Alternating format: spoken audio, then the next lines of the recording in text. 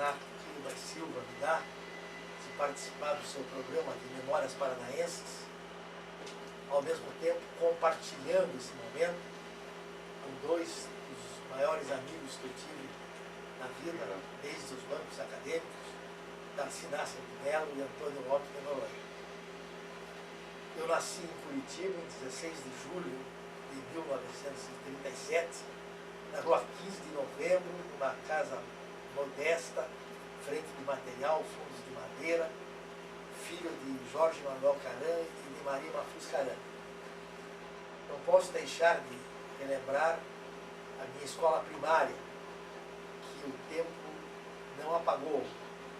Eu estudei na Escola de Aplicação, anexa ao Instituto de Educação do Paraná. E a minha primeira professora foi a dona Palmira. Mas tive ainda a dona Adelaide, tive Mrs. Old, e tive a professora do quarto ano, Zoe Grandinetti, que é mãe do desembargador Eugênio Grandinetti e que é viva até hoje. Foram tempos assim, muito cativantes, muito gratificantes, de muita alegria. Depois eu fiz o ginásio no Colégio Santa Maria. Foram também 4 ou 5 anos de estudos muito aplicados, muito exigentes. Eu tive uma turma muito destacada, a maioria deles se formou em medicina, como é o caso do Luiz Renato Kister, do Sobania, do Grilo, do Miguel Ilu. Tivemos também juristas como Luiz Alberto Machado. Enfim, era uma turma muito influente. De lá eu prossegui os meus estudos no curso clássico do Colégio Estadual do Paraná, onde eu me iniciei na política estudantil. O nosso guru era o Norton de Macedo Correia, que teve a sua curiosidade despertada para a vida pública brasileira e paranaense desde os 9 anos de idade. E era um grupo muito seleto, muito interessado. Faziam parte o João Oliveira Gabardo, Luiz Antônio Faê, Rafael Iatauro, Cândido Martins de Oliveira, Adolfo de Oliveira Franco Júnior, e tantos daquela nossa geração que acabaram fazendo história. E eu, em paralelo, fiz também o curso comercial na Escola Técnica anexa à Faculdade de Direito da Universidade Federal do Paraná. Nessa época, aconteceu um fato muito curioso na minha vida, que eu quero ressaltar para sair um pouco também desse clichê tão estudantil e tão, mais tarde, jurídico. É que eu gostava muito de futebol e resolvi ser foca na nossa imprensa, falada e escrita. Então eu trabalhava como estagiário no Paraná Esportivo, onde eu tinha uma coluna chamada A Verdade Nua e Crua. E um grande amigo meu, grande orador também, o José Augusto Ribeiro, ele implicava com aquilo. Né? Pô, que verdade nua e crua? Você tem que dar o nome tiro de canto, tiro esquinado, impedimento, alguma coisa relacionada com o futebol. Mas passou e eu, durante muito tempo, assinava A Verdade Nua e Crua. Naquela época, o Paraná Esportivo era dirigido pelo Silveira Filho e pelo Mugete Sobrinho. E também eu me iniciei nos meios radiofônicos, onde eu tinha um amigo que era locutor esportivo da Rádio Tinguí. Era o Rafael Iatal. E o Rafael Iatal, ele tinha um pseudônimo, que era muito comum naquela época. Ele adotou o pseudônimo de Mauro Rafael. E eu tinha facilidade para falar, ele me convidou para ser comentarista dos jogos esportivos durante o transcorrer da narração e nos intervalos. Mas só que eu não queria ser identificado pelo meu nome de Munir Caran, que eu achava pouco artístico. Eu também queria um pseudônimo. Então, eu escolhi o nome de Ricardo. Eu adorava o nome de Ricardo, não sei porquê, gostava muito. E tinha um locutor paulista chamado Wilson Brasil. Eu falei, Rafael, eu aceito o convite, mas eu quero ser chamado de Ricardo Brasil. Falei, tudo bem, ótimo, não tem problema nenhum. Primeiro jogo de estreia, ele anunciando, temos um comentarista novo que está fazendo o seu limite das ondas da nossa emissora, aquela coisa toda. E daí, durante o jogo, ele começava a dizer, agora, Munir, fala, diz a sua impressão. E eu, desesperado, dizia que não era Munir. Nós tínhamos combinado diferentemente. E ele falava, pere, que eu vou acertar a situação. Segure um pouco que eu vou corrigir. Aí, quando chega no meio tempo, ele diz assim, e agora, então, para as suas apreciações intermediárias, a palavra desse comentarista balizado, Munir Brasil. E olha, eu fiquei conhecido na cidade durante 2, 3 anos como Munir Brasil. Porque Curitiba ainda era uma cidade de tamanho pequeno, o rádio era absoluto, eram quase que ondas cativas, e eu fiquei conhecido dessa forma de Munir Brasil. Depois trabalhei um pouco com o Dácio Leonel de Quadros, nosso amigo, na Rádio Marumbi, também com o Carlos Alberto Moro. Então, só deixei essa atividade quando ingressei aí na Faculdade de Direito da Universidade Federal do Paraná, na turma de 1958. Munir, você foi da turma do cinquentenário da Universidade Federal do Paraná. Essa turma e essa geração foi considerada uma geração de ouro, não só da intelectualidade, mas como da política estudantil paranaense. O que você diz a respeito? Então, é muito oportuna a sua pergunta, porque a nossa turma foi uma turma privilegiada e que depois na vida profissional haveria também de marcar época. Nós tivemos 6 colegas nossos que chegaram a desembargador do Tribunal de Justiça. Apenas rememorando, o próprio Antônio Lopes de Noronha, o Fernando Vidal de Oliveira, Ângelo Zata, Acácio Cambi, Luiz Viel e eu mesmo que cheguei nessa posição. Muitos a procuradores de Estado, como a Joselita Becker, o Noronha que veio oriundo do 5º pelo Ministério Público, o Luiz Viel também, o Benito Ítalo Pierre. Então, era uma turma assim, de muitos talentos. Na vida política do Paraná, o Maurício Fruit, o Clemerson Teixeira, na parte administrativa, o Heron Azua, na parte intelectual, o Namor Moraes Silva Neto, que foi secretário de Estado, o Rui Correa Lopes, que chegou a ser ministro. Então, foi uma turma muito pujante. E marcou época, nesta ocasião, na política estudantil. Eu quero destacar uma coincidência muito feliz nessa nossa entrevista, de estarmos aqui os 3 envolvidos, participantes, sendo que cada um de nós pertencia a partidos diferentes. Então eu era do Partido Acadêmico Progressista, Noronha do PAR, Partido Acadêmico Renovador, e o Darcy Nasser de Mello, do PDU, Partido Democrático Universitário.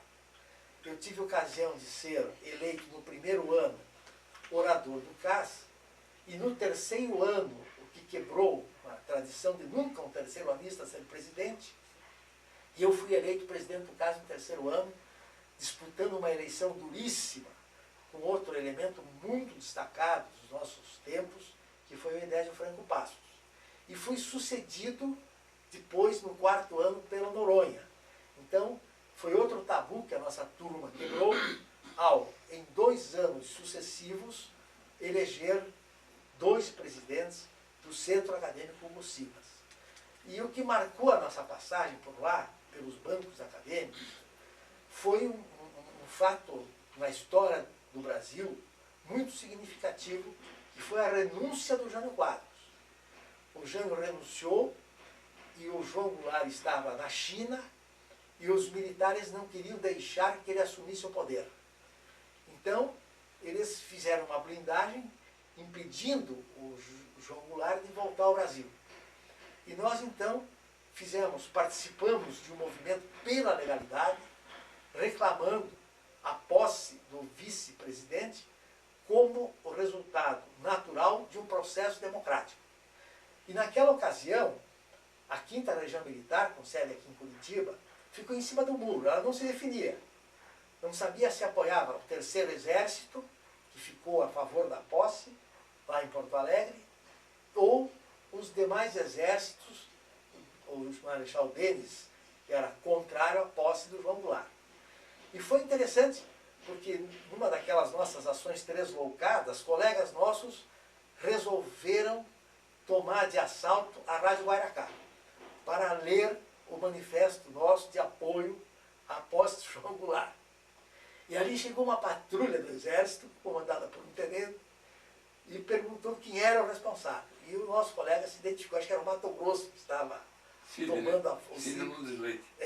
tomando a frente daquele movimento. E aí o tenente falou assim, não, nós viemos aqui apenas para garantir que os senhores leiam o manifesto, porque a 5ª Região acabou, naquele momento, se decidindo a favor da posse. Mas nós fomos em passeata pela Rua 15, instalamos um aparelho de som na Avenida João Pessoa, na sacada do prédio de propriedade do pretestato da Borda Ribas, o Tatinho. Então, reclamávamos e clamávamos pela posse do João Goulart. O Estado do Paraná, que o José Augusto Ribeiro era o comentarista político dele, estava sendo impresso e distribuído com uma tarja vermelha na capa, dizendo luta pela legalidade. E o Brizola, no Porto Alegre, era o grande arauto desta resistência. E no fim, como acontece no Brasil, houve um acordo, uma composição de interesses, e os militares admitiram que o João Goulart assumisse o posto no regime parlamentarista. Então nós tivemos essa experiência não muito exitosa diante das circunstâncias e protestamos. Me lembro que nós fizemos um ato em frente à prefeitura, o Paço Municipal, que o Iberê de Matos era o prefeito, dizendo que nós aceitávamos como uma reconciliação nacional, mas protestávamos, porque o Jango tinha que ser o presidente. Munir, a sua gestão no Centro Acadêmico do Simas foi marcada por um fato extraordinário na vida cultural de Curitiba e do Paraná, o julgamento de Otelo. Fale sobre isso. Então, naquela época, os movimentos culturais, eles eram muito fortes, eram uma tônica do nosso meio estudantil. E nós tínhamos uma atividade cultural também, no centro acadêmico, muito enfática. E trouxemos a Curitiba grandes nomes do mundo jurídico nacional. Pontes de Miranda, que ficou uma semana conosco, dando um curso sobre classificação científica das ações e das sentenças. Nelson Hungria, que veio falar sobre a pena de morte. Orlando Gomes, Fernando Ferrari na parte política, Carlos Lacerda, Alfredo Buzaide e tantos outros juristas de renome nacional que vieram a Curitiba. E nós também pensamos, nós fazíamos muitos júris simulados, em fazer um júri diferenciado de uma obra literária. E pensamos logo no personagem shakespeariano de Otelo, o Moro de Veneza, porque naquela época essa peça havia sido encenada com muito sucesso em nosso país e até com apresentações em Curitiba, pelo Paulo Otran como Otelo e pela Tônia Carreiro como Desdémona. Então, pensamos, por que não fazermos um júri simulado de Otelo? E fomos ao Rio de Janeiro procurar algum jurista que aceitasse participar daquela empreitada.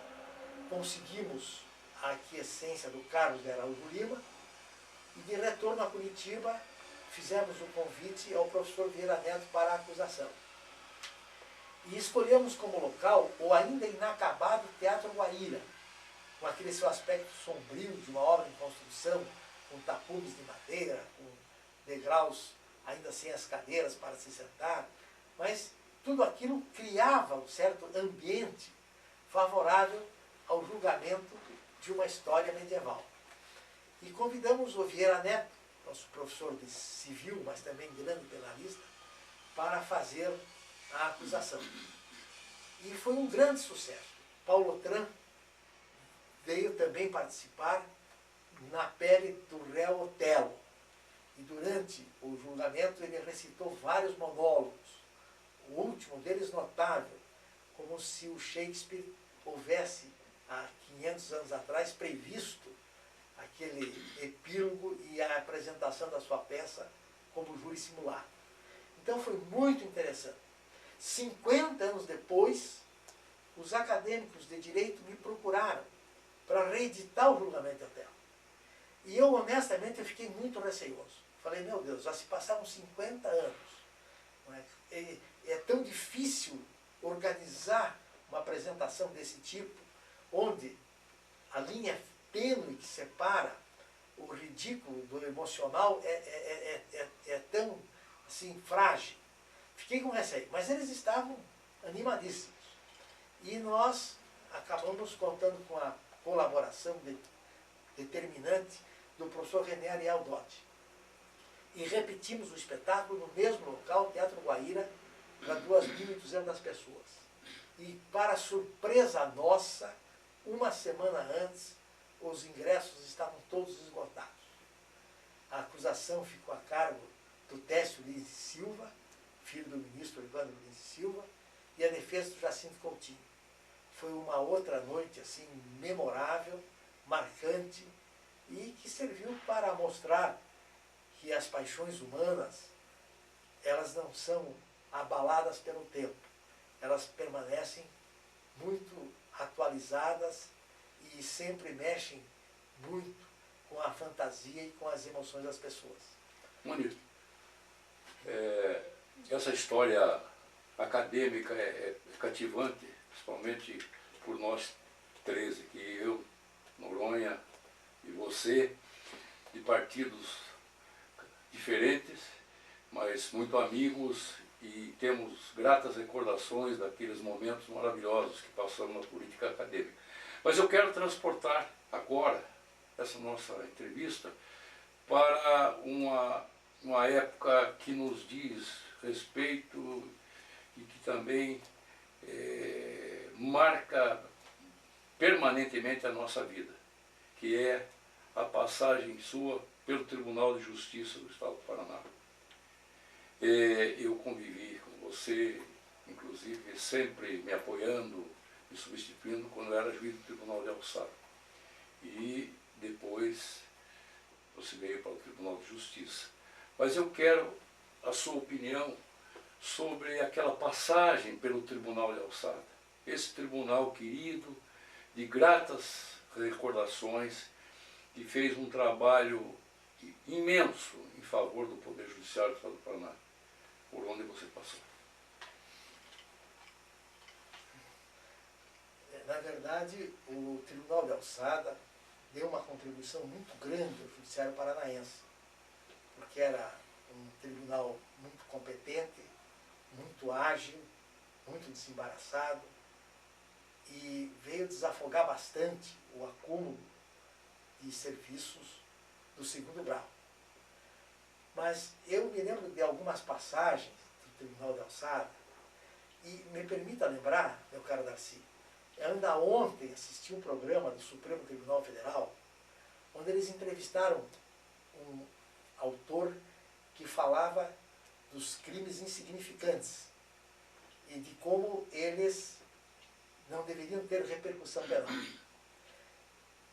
E hoje isso já não se constitui mais assim grande novidade, que até a Constituição Federal acabou aceitando essa dimensão, essa inovação dos crimes insignificantes. Mas o primeiro acórdão do crime insignificante foi dado em Curitiba pelo Tribunal de Estado do Paraná, e você foi o relator. Num caso que o advogado era o Walter Borges Carneiro. E foi ao Supremo, e o Supremo confirmou aquela decisão. Então, foi um fato assim histórico, um fato marcante. Outro fato também que me recordo perfeitamente foi que quando você era o presidente do Tribunal de Alçada, e eu fui convocado a primeira vez, na vaga do saudoso Francisco Muniz. E ele assumiu o cargo de desembargador do Tribunal de Justiça. Mas havia uma representação, porque ele tinha assumido na vaga de juiz de carreira. E nós achávamos que deveria ser respeitado o quinto constitucional. Eu fui a Brasília conversar com o Roberto Rosas. Contei o caso para ele. Ele falou, olha, Mangueira, infelizmente o seu amigo vai repristinar. E para que ele não fique em disponibilidade, vocês deixem a vaga dele no Alçada em aberto.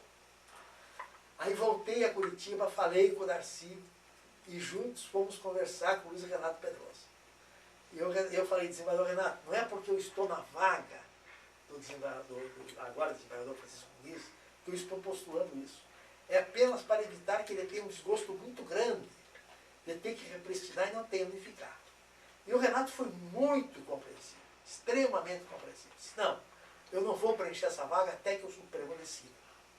E alguns meses depois, de fato, o Supremo anulou a nomeação do Francisco Muniz e ele reocupou a vaga que era dele no Tribunal de Alçada e para a qual eu estava convocado.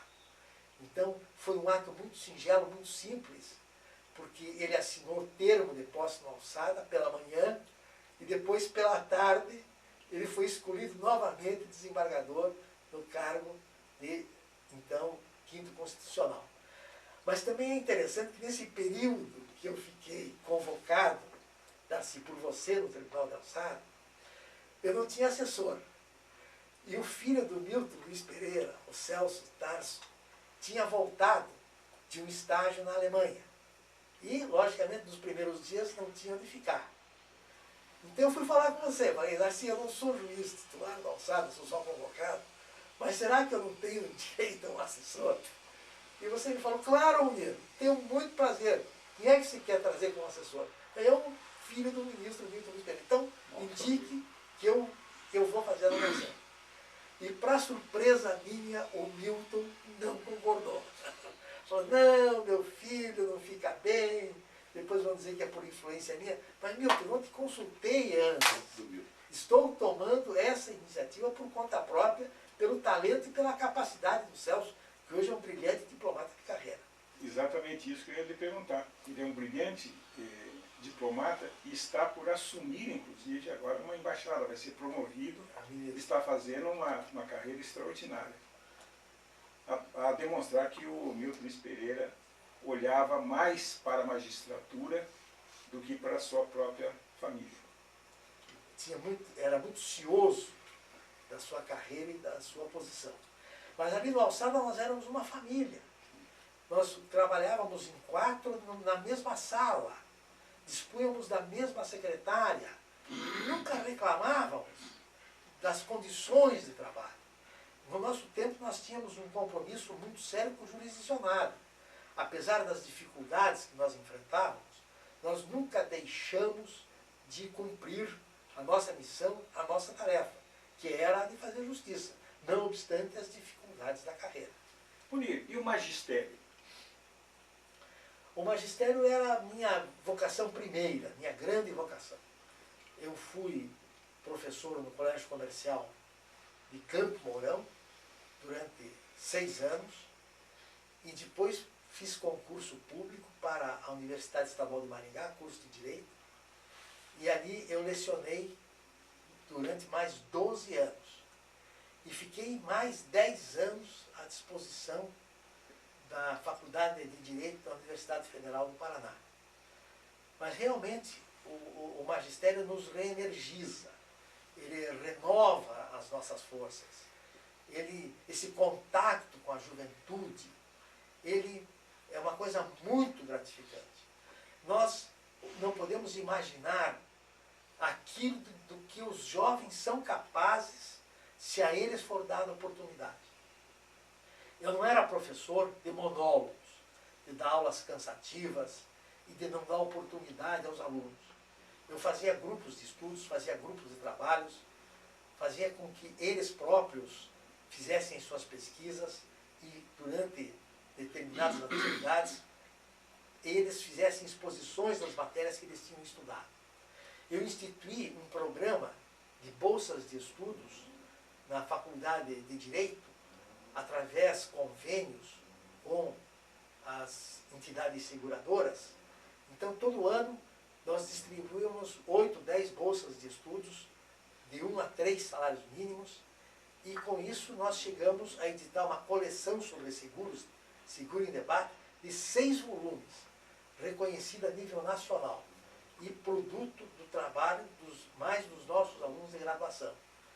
Então, essa descoberta dos nossos alunos, essa oportunidade dos nossos alunos, ela é muito importante, porque é a geração que vem surgindo e que vai nos suceder.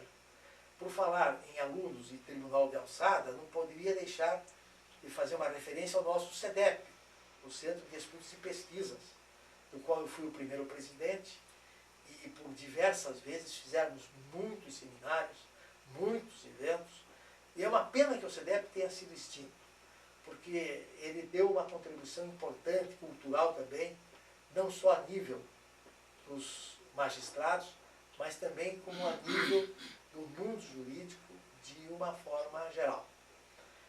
Mas antes de chegar ao Tribunal de Alçada, naturalmente eu passei pelas instâncias do primeiro grau.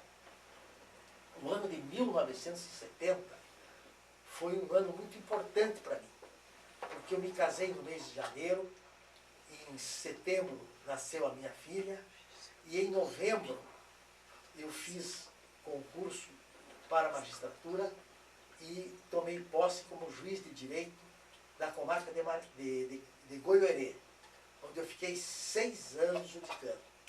Goiôerê era a boca do mato. Goiôerê não tinha maiores recursos de espécie alguma. A casa do juiz era uma casinha de madeira com uma fossa cética. Não tínhamos estradas de saída nem para o lado de Cascavel e nem para o lado de Campo Mourão.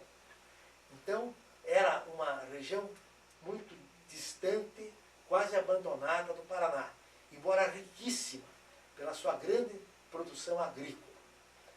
Mas era um povo também trabalhador, um povo que enfrentava as dificuldades e produzia bastante. E eu tenho 3 episódios lá de Goiôerê que eu gostaria de narrá-los aqui, a láter, em paralelo da minha função judicante. O primeiro deles é que chegou lá um delegado novo, recém-concursado, chamado José Tavares, que depois fez carreira política e foi deputado federal. E o Tavares dizia: doutor, me mandaram para esse mato aqui, eu sou um homem digno, hábil, competente, eu preciso de desafios maiores. Eu falei: calma, doutor Tavares, isso aqui é uma caixa de surpresas, é uma bomba de retardo, não se precipite, as coisas aqui acontecem. E numa dessas ocasiões, houve uma reclamação de um sitiante, porque ele tinha, segundo ele, involuntariamente, apanhado uma cabeça de vaca do vizinho e transportado para Mato Grosso. E o vizinho reclamou. E o Tavares mandou chamar o cidadão. E falou para ele: o senhor roubou a vaca. Não roubei, doutor.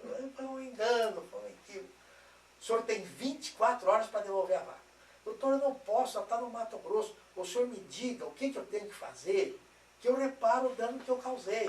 Dou outra vaca, dou 2 vacas, dou 3 vacas, pago o dobro do que o animal vale. Mas só não me faça prometer uma coisa impossível. Aí o Tavares falou assim para ele: se você não devolver esse animal em 24 horas, você vai para a cadeia. E ele olhou o Tavares e falou assim: e você é um homem morto. Você é um homem morto. Saiu. E o Tavares foi fazer uma pesquisa e descobriu que o cidadão era um pistoleiro perigosíssimo. Ficou na maior aflição. Não almoçava mais, não dormia mais. E me procurou, me falou: doutor, olha a minha situação. Falei: bom, se ele é pistoleiro, ele está sob encomenda de alguém. Vamos ver quem é o patrão dele. Aí descobrimos que o primeiro era o Vicente Okamoto, que deu para ele essa chacrinha, e o segundo era o Jaime Rodrigues de Carvalho, que era advogado criminalista local. Aí eu chamei o Jaime.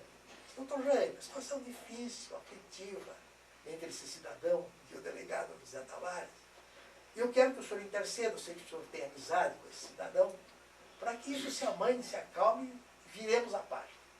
Ele olhou para mim e falou assim: tarde demais, doutor, porque já recebi até os honorários do júri que eu vou fazer. Bom, aí a situação ficou incontrolável. E eu, diante daquele fato, fui forçado, obrigado, a telefonar para o secretário de Segurança Pública da época, que era o nosso amigo Antônio Lopes de Noronha. Falei: Noronha, a situação aqui está incontrolável e vai acontecer uma tragédia.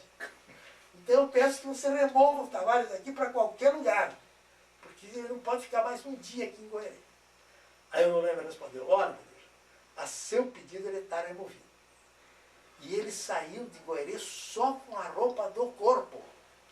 Mandou buscar a mudança alguns dias depois. Para vocês verem como é que era aquele ambiente, aquele clima em Goerê. Outro episódio que eu me lembro, do Luiz Cláudio Alborguete. O Alborguete teve uma passagem também para Goerê. Foi contratado pelo padre para trabalhar na rádio. E ele, jornalista policial como ele era, e daquele modo afrontoso que ele agia, ele pela rádio Goerê era um buraco, uma coisinha familiar quase, todos se conheciam. Ele começava a desacatar as pessoas.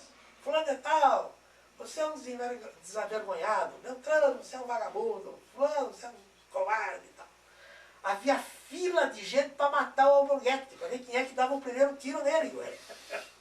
Aí eu chamei o padre e falei, padre, olha, vou dar um salvo-conduto e o Alborguete que desapareça, que suma daqui, porque ele está com os dias contados.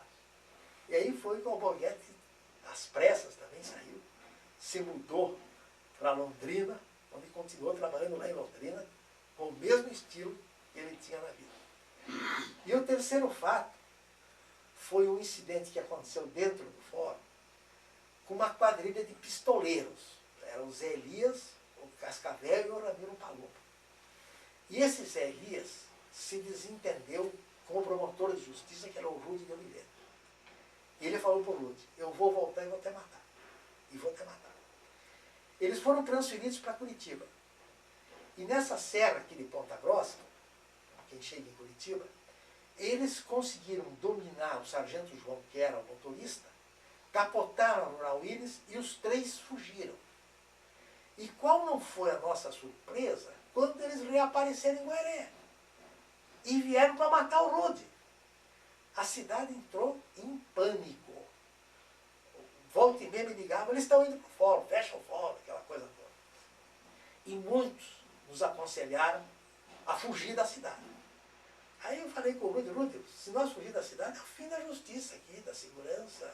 Nós temos que ficar e enfrentar da melhor forma possível. Até fomos morar no hotel, que tinha mais um pouco de segurança. Mas foi interessante porque veio o Leôncio de Curitiba, que era investigador de carreira e tudo mais, montaram lá uma equipe e conseguiram fazer uma emboscada nesse trio de pistoleiros no aeroporto local. E aí houve um grande tiroteio e os três acabaram eliminados. Mas foi assim, uma época de muita tensão, que o Rude estava recém-casado, em lua de mel, e dormia com o policial sentado na cabeceira da cama com um fuzil na mão para qualquer eventualidade. Então foram 3 episódios muito marcantes. Munir, a tua passagem desde a vida acadêmica, a sua passagem pelo tribunal, entre tantas qualidades, tantas contribuições que você deu, você demonstrou ser um grande conhecedor e um grande idealista quanto à questão da previdência, dessa preservação da vida futura do funcionário, da pessoa que se aposenta, etc. E as dificuldades do Estado para prover isso. E, por último, você foi, inclusive, depois que se aposentou, foi convocado pelo governo do Estado para presidir a Paraná Previdência. Eu gostaria que você desse o teu testemunho sobre a Paraná Previdência e como foi que você trouxe aquelas ideias magníficas que nós conhecemos lá no tribunal. E muitas vezes você me deu lições a respeito da Previdência, muito antes até de ser presidente da Paraná Previdência. Bom, o governo Lerner, ele criou a Paraná Previdência para ser um serviço social autônomo que desse sustentação nessa parte dos benefícios previdenciários a todos os servidores paranaenses, executivo, legislativo, judiciário. E ele pediu que cada um desses poderes indicasse os seus representantes no Conselho de Administração da Paraná Previdência. E o desembargador Sidney Zappa, porque eu tinha participado de um estudo a respeito de fator previdenciário, ele espontaneamente achou que eu seria a pessoa mais indicada e acabou fazendo um ofício ao Jaime Lerner para que eu representasse o Judiciário. E eu fui nomeado no ato de fundação da Paraná Previdência, há 13 anos atrás, como um de seus conselheiros. E passei a participar daquela fundação recém-criada desde os seus primeiros passos. E eu posso te dizer, Darcy, que decorrida mais de uma década, a Paraná Previdência ainda não é uma instituição bem entendida, bem acolhida e bem recebida. Porque a Paraná Previdência é apenas e tão somente uma prestadora de serviços. Nada mais do que isso. Ela não tem nem poder nem competência para gerir direitos e obrigações dos servidores. O magistrado que se aposentar não é aposentado da Paraná Previdência, que é um órgão que tem 13 anos de existência e 202 empregados. Ele vai ser aposentado do Tribunal de Justiça, como serão os demais do Ministério Público, do Tribunal de Contas e assim por diante. Mas essa interpretação ainda não está bem assimilada, porque os colegas ainda têm receio de que aposentados pela Paraná Previdência acabem tendo cerceados os seus direitos, os seus haveres. Quando, na verdade, a Paraná administra um fundo de previdência, que é o fundo mais capitalizado do Brasil. E na gestão do Tadeu Costa, nós tivemos ocasião de celebrar um convênio com o Tribunal de Justiça para que o Tribunal de Justiça, também ele, passasse a oferir os benefícios desse fundo previdenciário capitalizado, desonerando assim um pouco do seu orçamento. E para a consecução desse convênio, nós tivemos a participação importantíssima do Noronha, que está aqui conosco. Noronha foi um dos mentores desse convênio. Foi muito discutido, foi muito bem elaborado. Todos os interesses do judiciário nele foram resguardados. E nós tivemos alguns enfrentamentos difíceis durante o período em que lá estivemos. Por 2 vezes consecutivas, o executivo não quis assumir o pagamento das nossas pensionistas. E eu me lembro das audiências que o Noronha e eu tivemos com o Rei dos Estefanes, porque ele queria a todo custo nos passar aquela conta. E o orçamento do judiciário não comportava. A última conversa que nós tivemos, duríssima, assim, ficou um ambiente meio estremecido. Eu me lembro que quando nós nos levantamos para irmos embora, o Noronha puxou de uma caneta Bic de plástico e falou: secretário, vamos fumar o cachimbo da paz. Vou lhe dar essa caneta de presente. E o Reis recuou daquele propósito de fazer com que aquelas verbas das nossas pensionistas fossem cobertas pelo curto orçamento, você sabe disso, do nosso Tribunal de Justiça. Hoje, entre pensionistas, magistrados e servidores beneficiários da Previdência, nós temos mais de 1.200 que estão sendo pagos pelo Fundo de Previdência da Paraná Previdência ou pelo Fundo Financeiro através da Paraná Previdência. Então, é um desafogo para o Judiciário. Quando chegou no ano de 2007, que eu estava aposentado, o então presidente, ele resolveu ser candidato a prefeito de Matinhos e renunciou ao cargo. Renunciou ao cargo e ficou aquela dificuldade no governo, no Requião, de quem haveria de tomar o seu lugar. Porque era um setor administrativo onde poucos queriam assumir. E o Heron Azul lembrou para o Requião: mas Requião, nós temos o Munir Caran, que está aposentado, que é conselheiro da Paraná Previdência desde a sua fundação, e é a solução de casa, vamos convidá-lo. E o Requião me convidou E eu aceitei e assumi, então, a Paraná Previdência. Mas também levando para a direção da Paraná Previdência toda aquela formação franciscana que já vinha do judiciário, onde eu abri mão de todas as vantagens e todas as mordomias. Nunca quis saber de motorista particular, de carro oficial, de celular, de cartão corporativo. Não tenho identificação nenhuma com todas essas coisas. Não, mas é um direito seu. Não, não é direito meu. Eu dispenso. Eu vim aqui apenas para oferecer a minha colaboração.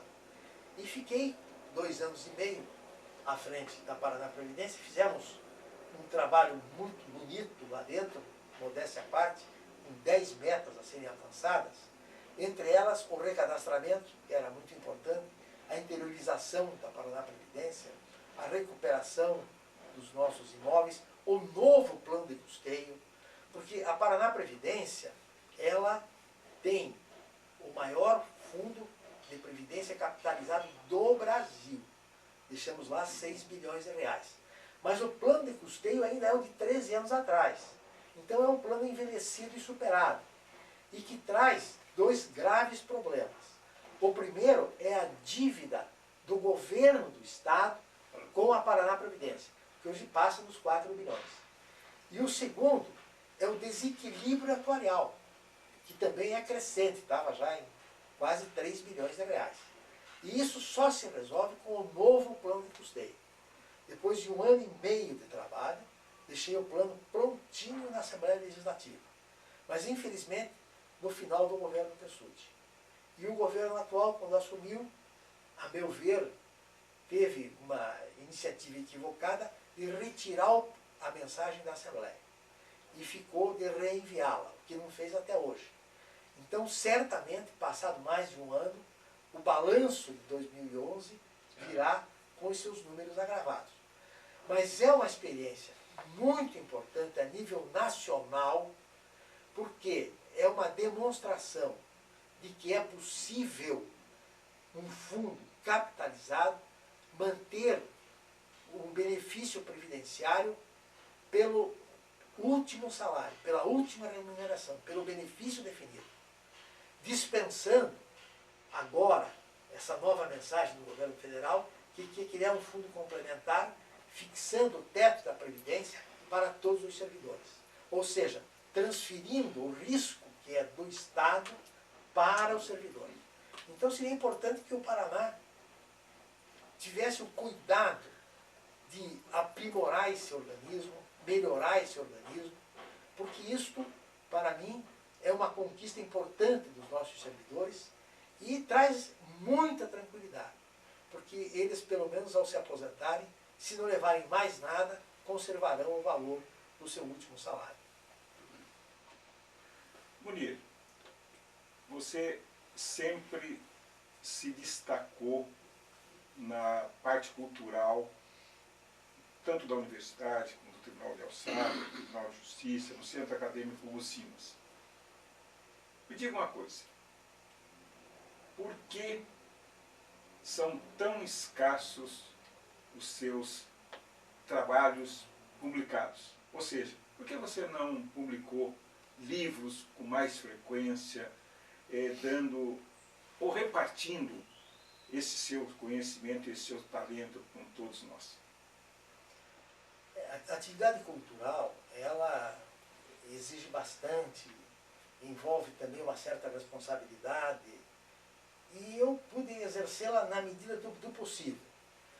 Agora, recentemente, a Forense, aliás, a Revista dos Tribunais, vem lançando uma coleção chamada Doutrinas Essenciais. É comemorativa dos seus 100 anos de existência da Revista dos Tribunais. Então, eles pegaram os trabalhos jurídicos mais importantes dessa centúria, desde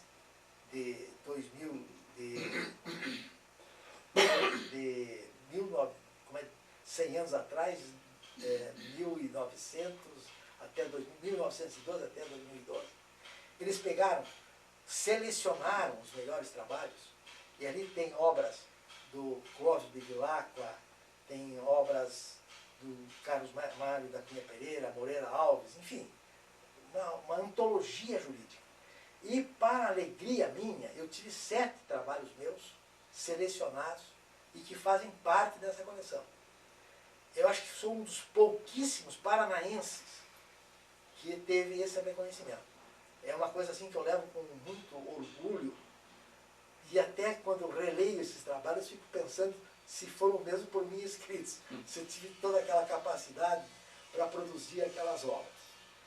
E tenho 2 livros editados, tenho a Visão Integral da obra de Hans Kelsen e tenho também os Novos Tipos Penais.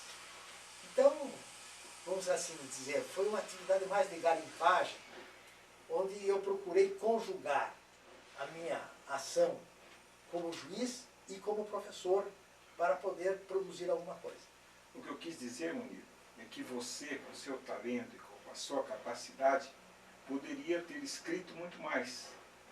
E é isso que os seus colegas, que sempre o admiraram, que gostam de ler o que você escreve, de certa forma, lamentam, mas que têm esperança que agora, você aposentado, possa escrever assim, uma obra, não que as demais não fossem, mas são todas primorosas, mas uma obra que marque toda a sua existência cultural e toda a sua trajetória no direito e na magistratura. Eu agradeço muito as referências e devo dizer, não sei se ainda tenho gás suficiente para uma empreitada desse tamanho, né, que exige muito. Mas eu tenho participado de alguns círculos intelectuais, de estudos jurídicos, alguns eventos. O ano passado foi a Belo Horizonte, Brasília, Cuiabá, e sempre que me requisitam, eu me disponho a participar, porque eu acho que é o mínimo que eu posso fazer. E também a inatividade total e absoluta não nos faz bem. É importante nós termos algum tipo ainda de trabalho para que os nossos neurônios não vão murchando, né? Para que eles continuem acesos e estimulados. Munir, na pergunta que eu faço, eu vi também a tua opinião, o teu pronunciamento a respeito daquela época tão gratificante para nós. Eu reputo meu amigo Munir como um dos mais eruditos, como a Noronha falou, e também como um dos mais operosos magistrados que eu conheci, né? E digo isso não pela amizade, mas porque realmente é a verdade. E você era uma pessoa disputada. Às vezes nós até brigávamos entre nós, desembargadores, para requisitá-lo como nosso substituto quando entrávamos de férias, etc.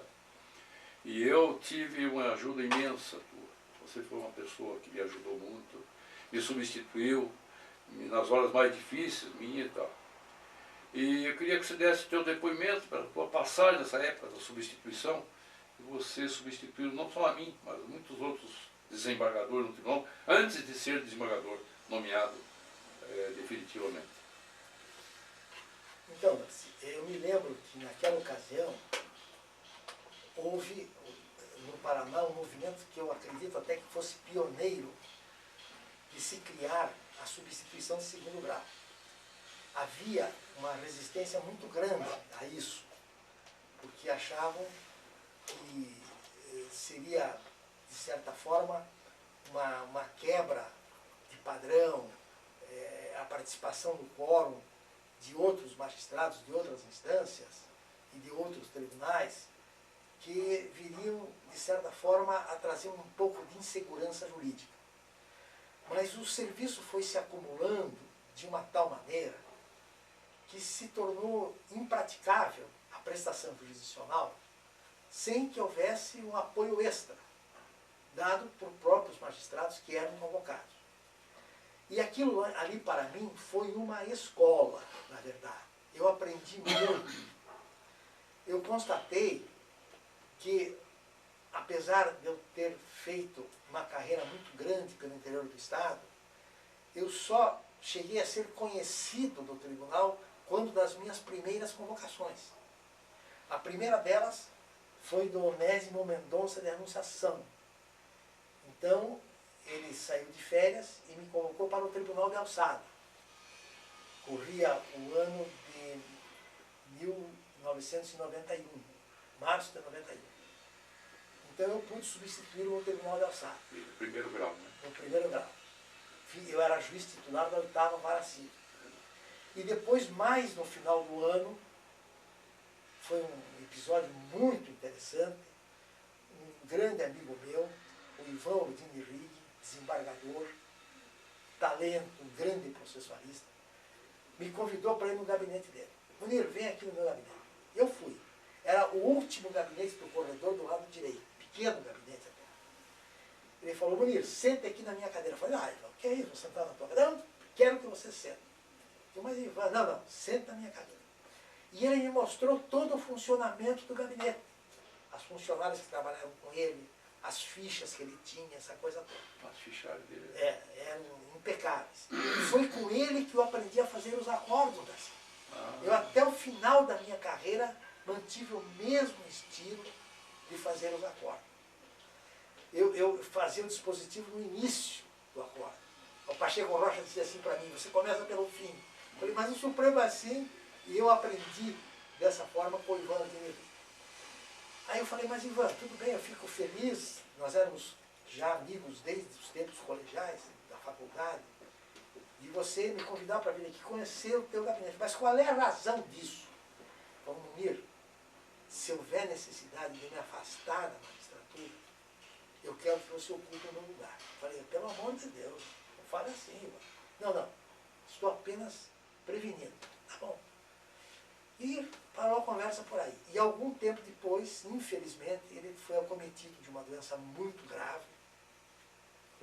Ele fez um tratamento nos Estados Unidos, ele voltou, reassumiu, e num evento cultural, na reitoria, ele teve um mal-estar, ficou inconsciente, não se recuperou mais.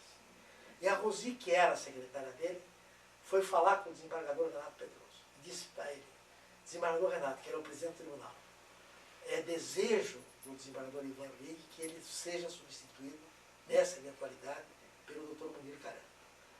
Então aí eu fui assumir a Câmara, que era presidida pelo Otto Sponhos, e infelizmente ele não resistiu e veio a falecer. Mas foi assim, como te falo, uma experiência muito gratificante, porque eu aprendi muito. Eu tive excelentes revisores nos dois tribunais. A começar do Gil Trotateles, do Pacheco Rocha, do Ulisses Lopes. Então, a gente tinha uma verdadeira escola, tanto no Tribunal de Justiça quanto no Tribunal de Alçada. Foi uma preparação para que eu mais tarde viesse a me efetivar em ambos os tribunais. Munir, nós falamos do julgamento de Otelo, em que pela primeira vez a televisão paranaense fez uma externa, um caminhão de um tamanho, de um gigante, postado no lado de fora do Teatro Guaíra, naquele tempo numa televisão preta e branca, e da sua grande participação com um monte de pessoas, com muitas pessoas, autoridades, os eventos culturais, e toda a sua trajetória. E você, desde a faculdade, já demonstrou que tinha uma veia política muito acentuada. Por que você não ingressou na vida política, vamos dizer assim, real, disputando cargos, fazendo uma carreira permanente na política? E quais foram as pessoas que você identificou na política paranaense como de maior expressão, de maior conceito, e que deva ser preservada na memória dos paranaenses? Excelente pergunta. Na verdade, nós já tínhamos dito, já havíamos participado muito da política estudantil. E a política estudantil tinha muita força naquela ocasião, tinha muita expressão naquela ocasião. E na política estadual, propriamente dita, o Paraná ia muito mal. Era o segundo governo do Moisés Lupion. E o Lupion, ele abandonou o Paraná. Ele chegou a se mudar no último ano para o Rio de Janeiro. Deixou o Palácio Iguaçu às moscas. E nós fazíamos parte daquela juventude do PDC, que era liderada pelo José Richa. E resolvemos apoiar a candidatura do Ney Braga ao governo do Estado. Mas nós sabíamos que era uma causa perdida, porque o grande favorito nas eleições era o Souza Naves, o Abilão Souza Naves. Mas era uma forma de protestar, de dizer, não, nós queremos que volte a imperar no Paraná aquele critério de qualidade, de honestidade, de eficiência. Então, apoiamos o Ney Braga. E o Ney tinha uma estrela muito grande e teve o seu caminho facilitado pelo súbito falecimento do Souza Naves e pela posterior dobradinha com o Jânio Quadros. E nessa caminhada com o Ney Braga, lado a lado com Zé Augusto Ribeiro, Norte Marcelo Correia, Oscar Alves, Luiz Antônio Faelo, Ceci e tantos outros, né, eu tive a ocasião de estar com o Ney Braga no sepultamento do Souza Naves, que foi uma coisa muito emocionante, com a presença do Fernando Ferrari, do Santiago Dantas, do Jânio Quadros e tantos outros políticos de expressão nacional. E me lembro que eu fiz com o Ney uma das primeiras viagens ao interior do estado, onde nós começamos a campanha por São João do Caiuá. Fomos no Teco-Teco do Americano, junto com o Nilson Ribas. E eu só conhecia até Ponta Grossa. Além de Ponta Grossa, o Paraná era desconhecido para mim. Aliás, é um mal permanente nos curitibanos. O curitibano, o Paraná termina em Campo Largo, ou em Araucária. O curitibano nunca se aprofundou no interior do Paraná. Nunca avançou as suas fronteiras até o grande Paraná.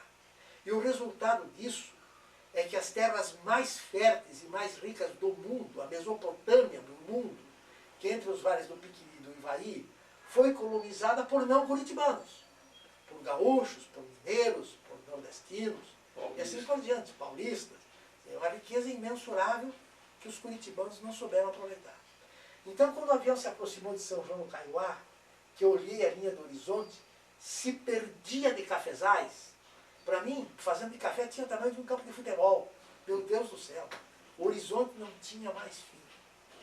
Então descemos em São João, depois viemos de jipe até Pucarana, Maringá e Londrina, onde fizemos os comícios do Ney Braga. E nós sempre empolgados com o PDC.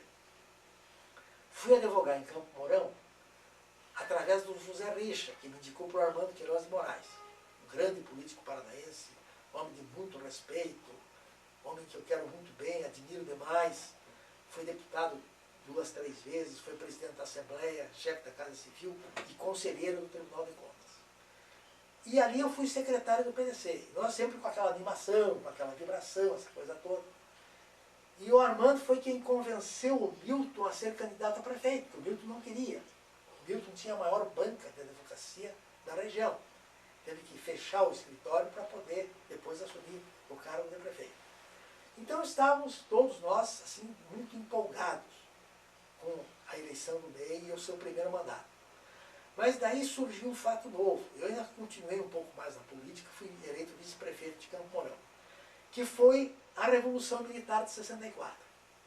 Aquela revolução acabou com os partidos políticos, eliminou, extinguiu os partidos políticos. E foi um retrocesso na vida política do nosso país. Então a nossa geração foi sacrificada com isso. Nós ficamos sem espaço. Nós passamos a fazer uma política personalista. Vote em mim porque eu sou mais bonito, sou mais inteligente, sou mais falante. E não era esse o nosso espírito. Nós fomos criados dentro de uma escola onde havia princípios ideológicos e fidelidade ideológica. Nós tínhamos a esquerda, o centro, a direita, plenamente definidos, não se misturavam, cada um tinha as suas bandeiras, cada um tinha os seus ideais, cada um tinha a sua história. E de repente tudo isso desapareceu e nunca mais renasceu no Noronha. Até hoje nós temos na nossa política uma sopa de letrinhas, onde os partidos têm uma identidade muito parecida, mas não têm programas que distinguam uns dos outros. Isso foi que me desanimou na vida pública, né? Essa experiência de acabarem as estruturas partidárias.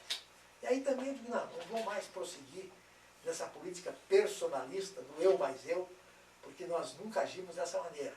Nós sempre raciocinávamos, trabalhávamos, nossa geração, vocês participaram disso, no coletivo, em grupos, que nos aproximavam pelos ideais que nós tínhamos. Então foi essa a razão que, para mim, continuar na minha vocação, que era social, eu preferi caminhar pela magistratura, que tem essa finalidade de pacificação social muito acendrada, muito destacada. A magistratura sempre foi uma certeza de justiça no povo brasileiro. Então, quando eu vejo, às vezes, essa crise na nossa magistratura, eu lamento muito, porque na magistratura o que conta é a sua força moral, é a sua grande autoridade moral, porque é um poder desarmado, que vive pela crença que o povo tem num sistema que ele entende que seja o mais justo e o mais moral. Munir, 2 pontos aí. Concluindo essa parte da política, você falou aí no José Richa, foi uma pessoa fantástica como acadêmico. Eu tive o privilégio de ser vice-presidente dele na UP, com o apoio do PAP na época, porque nos apoiaram, entendeu, no plano estadual, né, da União Paranaense do Estudante. E nesse tempo, você deu testemunho justamente, o Ney Braga era prefeito, o primeiro prefeito eleito de Curitiba, né? E a UP tinha ajuda do governo do estado, um Lupião complicado, e nós nos aproximamos muito do Ney Braga. E foi ali que o Richa se aproximou. Eu não sei se você sabe disso, você sabe, acho que melhor que eu, pode dar esse testemunho, porque depois você continuou ao lado do Zé Richa, eu me formei e fui advogado no interior. E outro aspecto, esse aspecto da magistratura relacionada a essa chamada Revolução de 64, onde eu, por exemplo, vivi 20 anos como juiz nessa época, e como foi a magistratura nesse período revolucionário, período militar.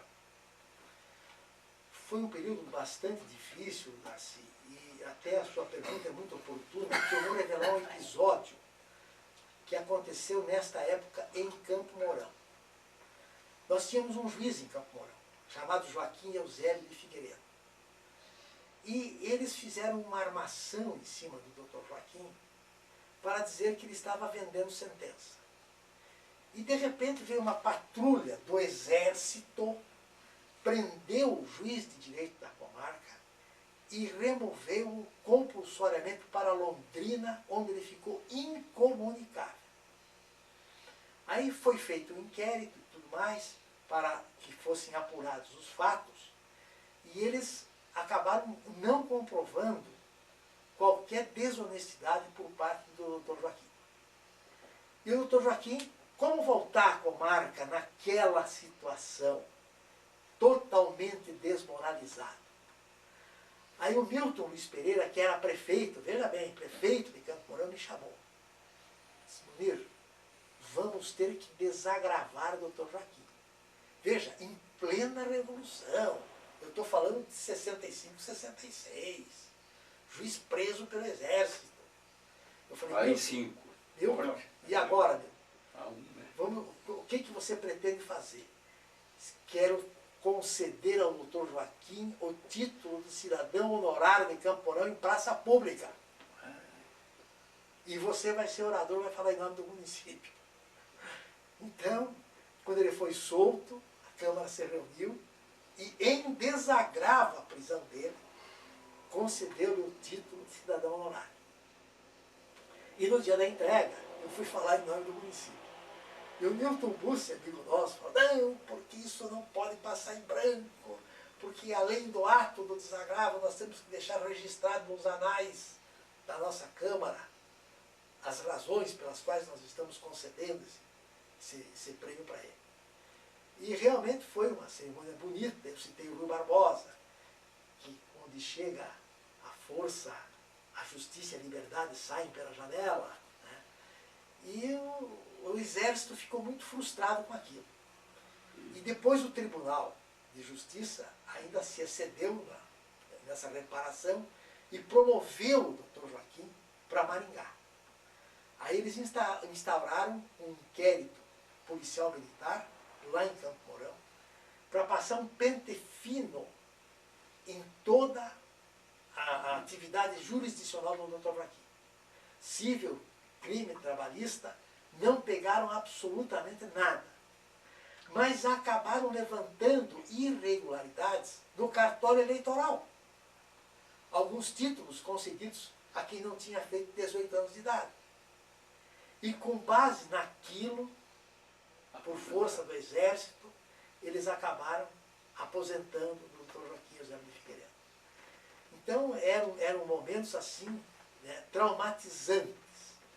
Eles foram ameaçar o Dr. Luiz José Perrotti em Piabiru. Chegou lá também uma escolta militar do Exército, tenente, capitão, soldados e tudo, invadiram o fórum para intimidar o Dr. Perrotti. E o Dr. Perrotti respondeu à altura. Teve uma atitude desassombrada. Falou, se os senhores querem investigar a minha vida, os senhores investiguem. A minha jurisdição, os senhores não vão roubar. Se os senhores quiserem roubar, os senhores sentem no meu lugar e profiram as decisões para fazer justiça a esse povo. E o Dr. Perrotti, uma coisa interessante, ele, quando veio a Revolução, ele era homem de uma moral inabalável, inatacada. A aliança de casamento dele, ele trocou por uma aliança de lata, ouro para o Brasil, para pagar as dívidas do Brasil. E ele mostrou aos militares, olha aqui, a minha aliança de lata, foi por isto que eu contribuí para que vocês viessem praticar esses atos de violência. Então, foi traumatizante. Eu era juiz em Goiôerê, não posso esquecer até hoje. Peguei o ônibus leito para vir a Curitiba falar com o presidente. No dia que o ônibus chegou na rodoviária, que eu fui comprar o jornal, os jornais de Gazeta do Povo, Estado do Paraná, estavam nas manchetes de todos os jornais que o desembargador Alceste e o vice tinham sido caçados, no dia em que eu cheguei. E parecia que o luto havia tomado conta do judiciário. O Dr. Joaquim de Oliveira Sobrinho, que era o corregedor, depois acabou renunciando. Então não havia segurança, não havia garantia, não havia mais nada. Nós passamos por esses períodos extremamente difíceis de um regime de exceção, que lamentavelmente, sem querer entrar muito no mérito desse ponto, mas hoje nós estamos vendo como que a ponta também de um iceberg com uma superestrutura de poder, quase absolutista, onde os magistrados são chamados e são responsabilizados e são condenados em processos que nem sempre têm a garantia da ampla defesa e do contraditório.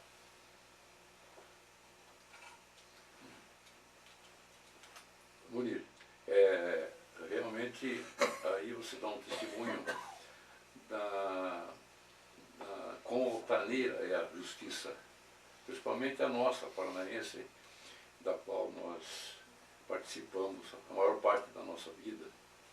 E então eu gostaria que você desse também o seu testemunho a respeito desse momento em que nós estamos vivendo, em que os magistrados, falou agora há pouco, são julgados, às vezes é sem direito de defesa, em que o Conselho Nacional de Justiça, que foi criado, que está desempenhando o seu papel, tem tido um confronto com a Associação dos Magistrados Brasileiros.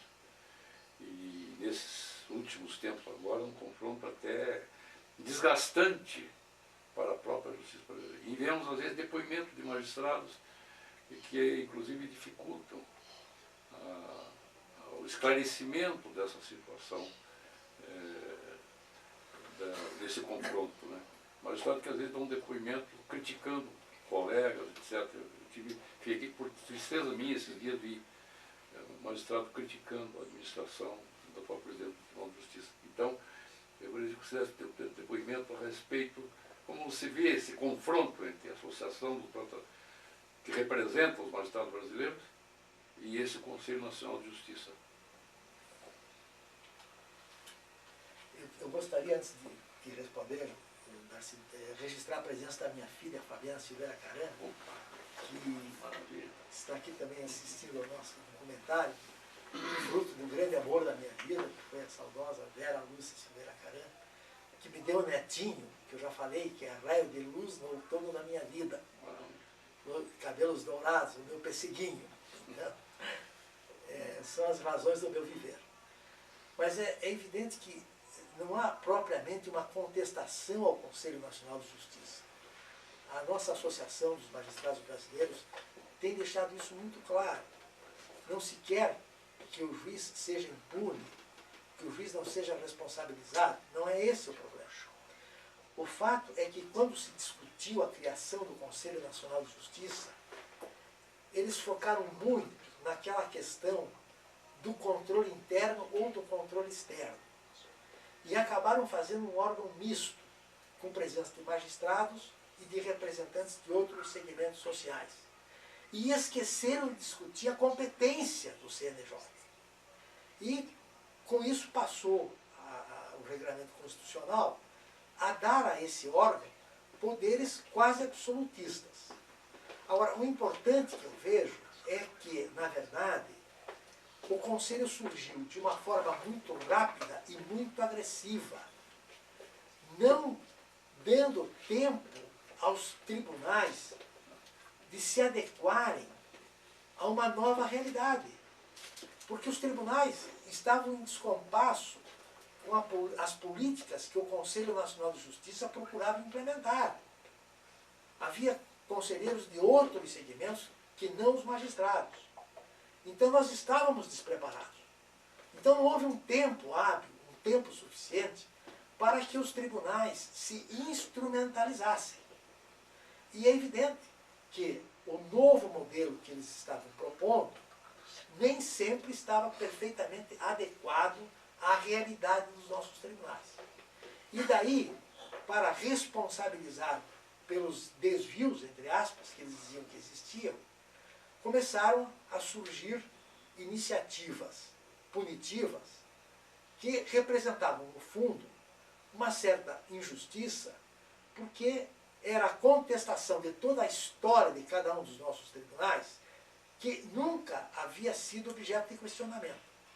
Então eu vejo esse descompasso, essa falta de bom senso entre aqueles que assumem o CNJ e que querem aparecer pelo exercício do poder, não para conter malversações ou malfeitos, mas porque eles querem mostrar que eles têm força, que eles podem se impor.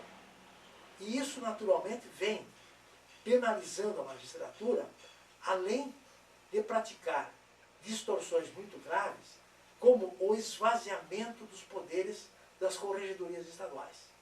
Então, hoje o magistrado, ele está atônito. Ele não sabe mais a quem responder. Ele não sabe mais de onde vem a primeira pedra. Ele fica totalmente a descoberto.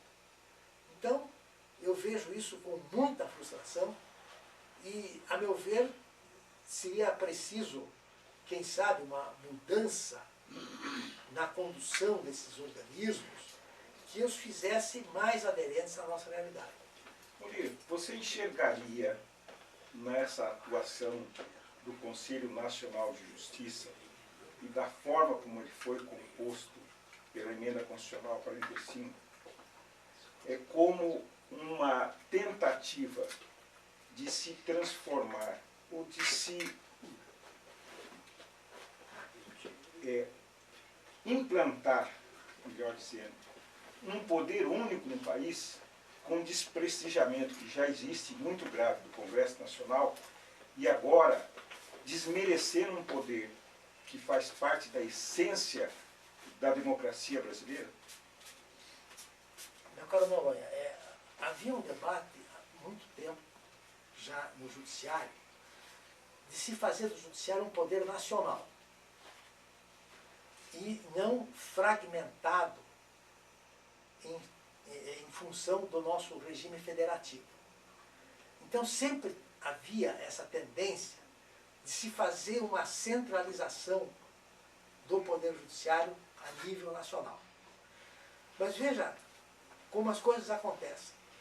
Nas reformas constitucionais, o grande omisso, a meu ver, sempre foi o Supremo Tribunal Federal, que nunca quis delas participar.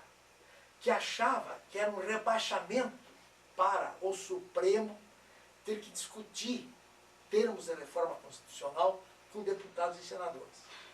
E com isso, o antigo Tribunal Federal de Recursos começou a ganhar espaços e foi determinante no novo desenho constitucional do Poder Judiciário, criando o STJ, criando o que não existia, que era uma terceira instância, criando 5 tribunais regionais federais da sua livre nomeação e escolha. Ele se adonou do Poder Judiciário. E uma vez eu conversei sobre isso com o ministro Moreira Alves.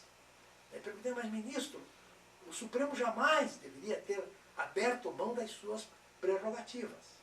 Mas, infelizmente, naquela ocasião, o Supremo se omitiu e criou-se o STJ. O Supremo só fez uma ressalva à criação do STJ, porque ele queria se chamar Supremo Tribunal de Justiça. Ele disse, não, o Supremo é um só. Aí ficaram Superior Tribunal de Justiça. Então, não é, como desdobramento disto, foi criado também o Conselho Nacional de Justiça e outra vez o Supremo deixou de exercer a sua competência, a sua autoridade, poderia ter uma presença mais efetiva de integrantes da carreira do Judiciário, com ela identificados, mas não, as coisas foram se passando, foram se adotando as conveniências pessoais de cada segmento, e agora nós estamos aí às mãos de um Conselho Nacional de Justiça que, sem empecilhos no seu caminho, vai avançando, vai se expandindo e vai se tornando cada vez mais um órgão, a meu ver, absolutista. E isso não leva à conclusão de que é uma trama urdida para que apenas o poder central seja o poder dominante? Há uma preocupação nesse sentido, né? Como eu falei, de que eles conseguiram finalmente instaurar esse poder central nacional, para que supostamente houvesse uma uniformidade de procedimentos. Agora, nós também temos que reconhecer que o Brasil é um continente. Nós, às vezes, nos indignamos quando voltados para a realidade paranaense. Mas, em outros estados, em muitos dos 27 estados, realmente ocorriam certas espécies de abusos incontidos. Então, era necessário que houvesse um órgão centralizador, mas que servisse mais como um orientador, com fins pedagógicos, reforçando o poder fiscalizatório dos tribunais estaduais. E não da forma como eles estão agindo, que é uma forma até arbitrária. Aqui no Paraná nós tivemos exemplos de que eles estavam coagindo o Tribunal de Justiça a mandar mensagens à Assembleia Legislativa para mudar leis estaduais. Meu Deus, o Tribunal não tem poderes para chegar a tanto. Mas o nosso Ribas já está nos dando sinal de que o tempo está se escoando, não sei, Ribas, você entende? Acho que tem uma oportunidade de das suas palavras finais, pelo que eu me lembro, da minha experiência. Então, Munir, você agora tem uma oportunidade de encerrar essa brilhante exposição que nos fez, essa aula que nos fez, com as suas conclusões.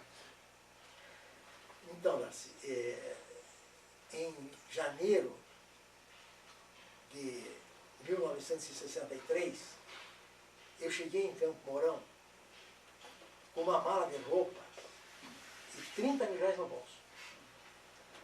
Fui morar na pensão do Sabino, de madeira, com fossa cética, uma cidade empoeirada, com 21 lâmpadas na rua, e tudo por fazer. E ali eu me instalei e comecei a minha vida profissional. Ali Ali trabalhei como advogado durante 7 ou 8 anos. E nessa função da advocacia, eu me casei, tive a minha filha e pude adquirir a minha casa. Comprei 2 carros, um para mim e outro para minha esposa. Aí fiz concurso e ingressei na magistratura. Depois de quase 40 anos de magistrado, se você me perguntar o que eu tenho hoje, eu tenho 50% de 2 apartamentos e 2 carros. Eu não cresci nada quando ingressei na carreira. E nem a minha finalidade era de fazer um acervo patrimonial. Então eu quero dizer isso, que nós todos abraçamos essa causa como um ideal, com o propósito de servir, acreditando na justiça, acreditando que sem justiça não há direito, não há liberdade, não há igualdade. Esse foi o nosso grande ganho, o de deixarmos esse exemplo de dedicação à causa pública. Porque eu conheço a sua vocação, conheço a vocação do Noronha, eu sei que é igual à minha. Que está em primeiro lugar esse sentimento de poder encontrar ao próximo e de poder servir ao próximo. E poder sair sempre assim, de alma lavada, de consciência tranquila, e de agradecer a Deus, Darcy, sobretudo, por ter nos cumulado de tantas bênçãos. Eu me considero assim um privilegiado durante toda essa vida que passei e considero que essa caminhada que eu fiz pelo interior para chegar na capital foi muito importante porque ela fortaleceu o meu espírito e fez com que eu conhecesse melhor o meu Paraná. Então, é essa satisfação comigo próprio que eu deixo de poder ter a consciência assim muito tranquila e talvez um pouco de frustração de não ter feito mais daquilo que eu fiz. Mas tenho certeza que deixei bons frutos, bons amigos e uma contribuição razoável para que nós pudéssemos viver um mundo melhor. Obrigado.